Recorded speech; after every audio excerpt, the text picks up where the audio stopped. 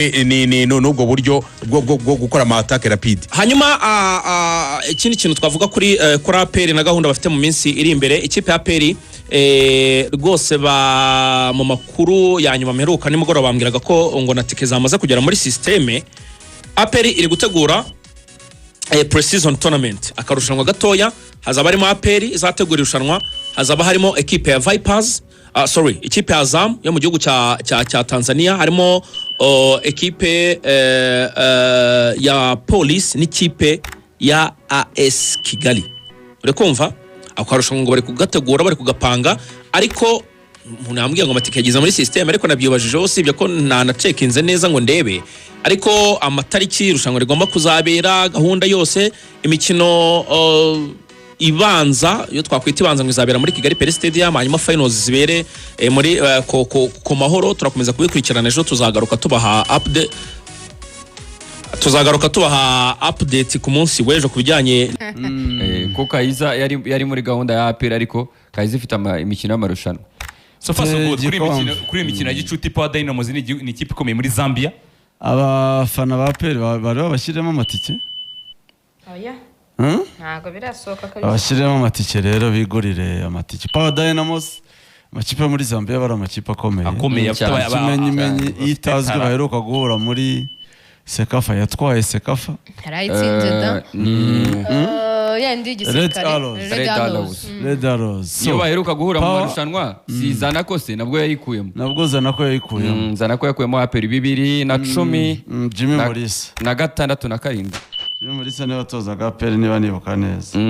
So urumva rero ko azaba ari umunsi udasanzwe, ubwo ni APRD, sinzi ko bazawita niba ari umunsi w'igitinyiro. Amwe afite uw'igikundiro, abandi nabo afite uw'igitinyiro. Gushishura cyane. Oya ntago ari ugushishura. Ubundi igitinyiro ariko ni ikintu cyiza kirigana. Nta kibazo kirimo kuba APR yakwigana Rayon igakora Rayon Day. None se Simba Day na Yanga Day. None se Rayon ntiyabikuye ahandi. Byose byitiriwe umunsi umwe. Oya, none se Rayon Sport ijya kubizana mu Rwanda, yo ntiyari bikuye ahandi. No kuvuga ngo kuba Rayon Sport yazanye ikintu APR ikakigana ari cyiza, nicyo gushyigikira. Ntacyo bitwaye. Kwiga kwiza no kwigana. Yego. Ntacyo bitwaye. Ahubwo se iyi mikino itatu ya gicuti ni champion wa Zambia. Power Dynamos champion wa Zambia sezishize, birumvikana ko naba champion babiri bazahura. Indi mikino y'abakipe muri Tanzania yo biracyarimo kadute gake, ariko nko kuri Azam biri kuri 90, hanyuma kuri Simba iki kigoranye ni APR kuboneka, kuko abakinnyi benshi bazaba bari mu kipe y'igihugu Amavubi. Yego, Amavubi azaba yatangiye urugendo rwo kujya gukina na Nigeria na Zimbabwe. Ni Zimbabwe. Izabanza Zimbabwe se? Ifite Zimbabwe na Nigeria mu kwa cyenda. Ndumva izabanza Zimbabwe niba ntibeshye. Reba kuri imikino yose yawe. Hariko ni imikino y'Amavubi nyine birumvikana. Ukanamenya ko ukanamenya yuko ibi bintu bizashengura shampiyona yacu, kandi byatewe n'ama equipe makuru. Bya bintu nakubwiraga Ricard, ni abantu dukeneye muri Ferwafa, abantu bazashobora kwempoza aya ma equipe. Preparation za APR na Rayon zitumye shampiyona yacu isubira inyuma. Isibye na preparation aho kugira ngo amakipe atangiye arimo ibirarane 5-6 batangira rimwe, ibirarane byaba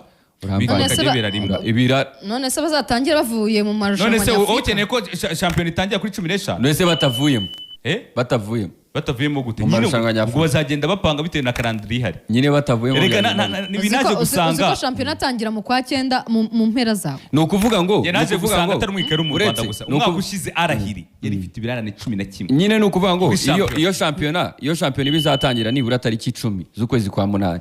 Abakinnyi bari kuzajya muri equipe nationale bamaze gukina journée 2.